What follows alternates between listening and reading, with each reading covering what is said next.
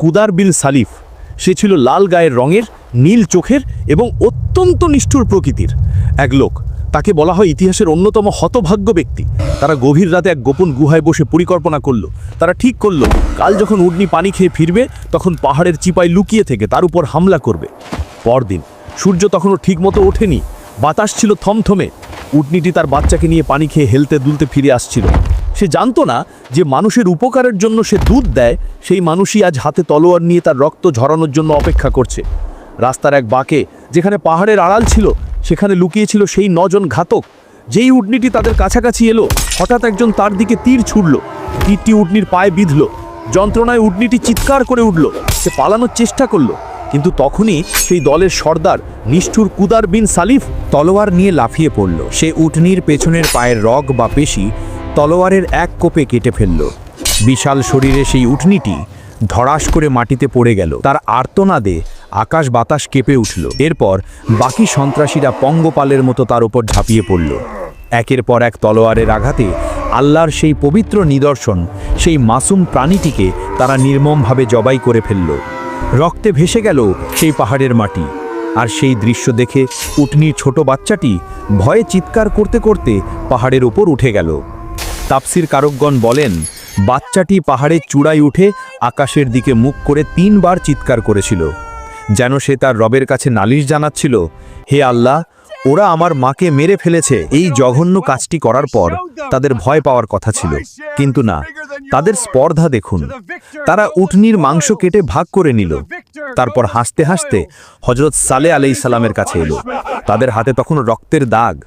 তারা সালেহ আলাইহিস সালামকে ব্যঙ্গ করে বলল, ওহে সালেহ, তুমি তো বলেছিলে এই উটকে মারলে আযাব আসবে। এই দেখো, আমরা একে মেরে ফেলেছি। কই তোমার আযাব? কই তোমার সেই ওয়াদা? তুমি যদি সত্য নবী হও তবে নিয়ে আসো সেই ধ্বংস। আমরা এখানে দাঁড়িয়ে আছি। হযরত সালেহ আলাইহিস সালাম যখন সেই মৃত উটনির ছিন্ন ভিন্ন দেহ দেখলেন, তার বুক ফেটে কান্না এলো। তিনি বুঝতে পারলেন এরা তাদের নিজেদের ধ্বংসের পরোয়ানায় সই করে দিয়েছে। তিনি তাদের দিকে তাকিয়ে অত্যন্ত ভারী কণ্ঠে শেষবারের মতো একটি সতর্ক বার্তা দিলেন। তিনি বললেন, তোমরা আল্লাহর সীমা লঙ্ঘন করেছ। ঠিক আছে, তোমরা যখন আযাব চেয়েই নিয়েছ, তবে শুনে রাখো, তোমাদের হাতে আর মাত্র 3 দিন সময় আছে। নিজেদের ঘরে ভোগ বিলাস করে নাও। 3 দিন পর আল্লাহর ওয়াদা সত্য হয়ে তোমাদের সামনে হাজির হবে, আর আল্লাহর ওয়াদা কখনো মিথ্যা হয় না। হযরত সালেহ আলাইহিস সালামের সেই 3 দিনের আলটিমেটাম শোনার পর সামুদ জাতির নেতারা অট্টহাসিতে ফেটে পড়ল।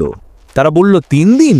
বাহ, আমরা তো আজকেই তোমাকে শেষ করে দেব। তারা পরিকল্পনা করল আজ রাতেই তারা সালেহ আলাইহিস সালাম এবং তার পরিবারকে হত্যা করবে।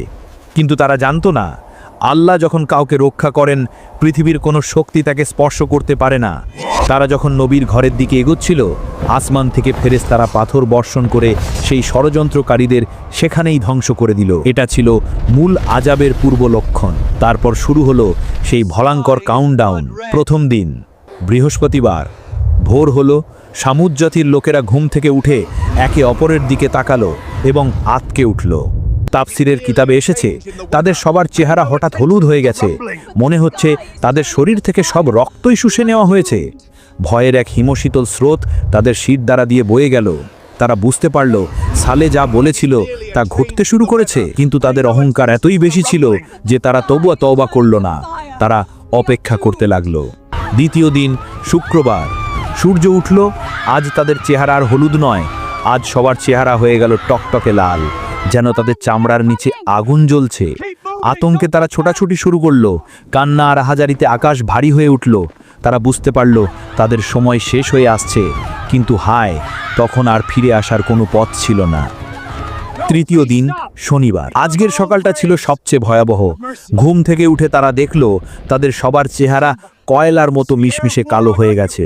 তাদের চোখ মুখে শুধুই অন্ধকারের ছায়া। তারা নিশ্চিত হয়ে গেল যে আজ আর মাত্র কয়েক ঘন্টা বাকি। তারা এতটাই হতাশ হয়ে পড়ল যে তারা নিজেরাই নিজেদের কবর খুঁড়তে শুরু করলো। কেউ কেউ কাফন পরে মৃত্যুর জন্য অপেক্ষা করতে লাগলো। পুরো শহরে নেমে এলো এক ভুতুড়ে নিস্তব্ধতা। কোনো হাসি নেই, কোনো গান নেই, শুধু মৃত্যুর প্রহরগোনার শব্দ। এদিকে আল্লাহ রাব্বুল আলামিন হযরত সালেহ আলাইহিস সালামকে নির্দেশ দিলেন, হে সালেহ, তুমি তোমার ঈমানবার সঙ্গীদের নিয়ে দ্রুত এই জনপদ ত্যাগ করো। ভোরের আলো ফোটার আগেই এই অভিশপ্ত এলাকা ছেড়ে চলে যাও। হজরত সালে আলাইসালাম তার সামান্য কিছু সঙ্গী নিয়ে চোখের পানি ফেলতে ফেলতে তার জন্মভূমি, তার নিজের শহর ছেড়ে চলে গেলেন। তিনি পেছনের দিকে তাকালেন না, কারণ সেখানে আল্লাহর গজব নেমে আসার অপেক্ষা। চতুর্থ দিন, রবিবার সকাল। সামুদ জাতির লোকেরা সূর্যের অপেক্ষা করছিল। সূর্য উদিত হলো, চারিদিক একদম শান্ত। তারা ভাবতে শুরু করলো, হয়তো আজাব আসবে না, হয়তো আমরা বেঁচে গেছি। ঠিক সেই মুহূর্তে যখন তারা স্বস্তির নিঃশ্বাস ফেলতে যাবে, ঠিক সেই মুহূর্তেই মহাকাশ থেকে নেমে এলো সেই চূড়ান্ত মুহূর্ত। আল্লাহর নির্দেশে আসমানের ফেরেশতা হজরত জিব্রাইল আলাইসালাম দুই দরজার চৌকাঠ ধরে এক বিকট হুঙ্কার দিলেন। সেই আওয়াজ কোনো সাধারণ চিৎকার ছিল না, সেটা ছিল এমন এক ভয়ঙ্কর শব্দ যা মানুষের কানের পর্দা ছিঁড়ে সোজা তাদের কলিজার ভেতরে আঘাত করল। একই সময়ে মাটির নিচ থেকে শুরু হলো প্রচণ্ড ভূমিকম্প। ভাবুন সেই দৃশ্যটা, উপর থেকে কলিজা ফাটানো আওয়াজ আর নিচ থেকে মাটি ফেটে যাওয়ার কম্পন। তাদের সেই গর্বের পাহাড় কাটা প্রাসাদগুলো ভেঙে পড়তে লাগলো। তারা পালানোর চেষ্টা করলো, কিন্তু পারল না।